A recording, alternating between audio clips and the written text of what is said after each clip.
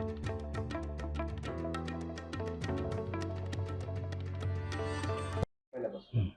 नमस्कार.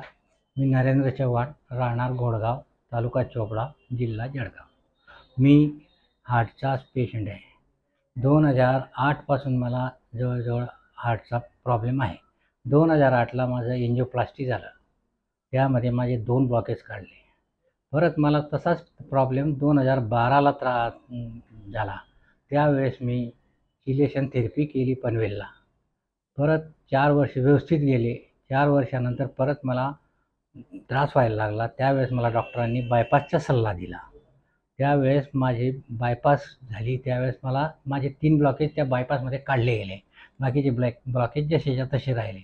नंतर 2018मध्ये मला परत त्रास व्हायला लागला. परत मी 2018ला ECP ट्रीटमेंट कल्याणला केली. त्याच्यानंतर 2024मध्ये म्हणजे जवळजवळ 6 वर्ष मला त्या ECP ट्रीटमेंटमुळे रिलीफ मिळाला.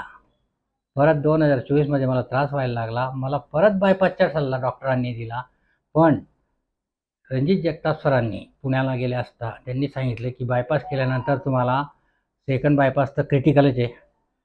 त्याच्यामुळे तुम्हाला एक तर पॅरालिसिसचा अटॅक येऊ शकतो किंवा दोघं किडन्या फेल्युअर होऊ शकतात. त्याच्यामुळे मी ते बायपास करणं अवॉइड केलं आणि मी वरद हॉस्पिटलला वडिलांना नेलं. त्यावेळेस मला तिथे ECP treatment plus chelation therapy हे दोघं ट्रीटमेंट वरद हॉस्पिटलला डॉक्टर भूषण सरांकडे मला दोघं ट्रीटमेंट म्हणजे अवेलेबल होत्या.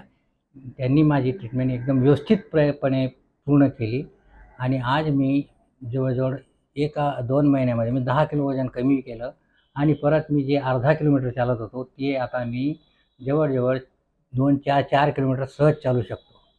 त्यामुळे जर बायपासचा सल्ला कोणाला मिळाला असेल तर त्याने ECP ट्रीटमेंट आणि चिलेशन थेरपी घ्यायला हरकत नाही, ही विनंती.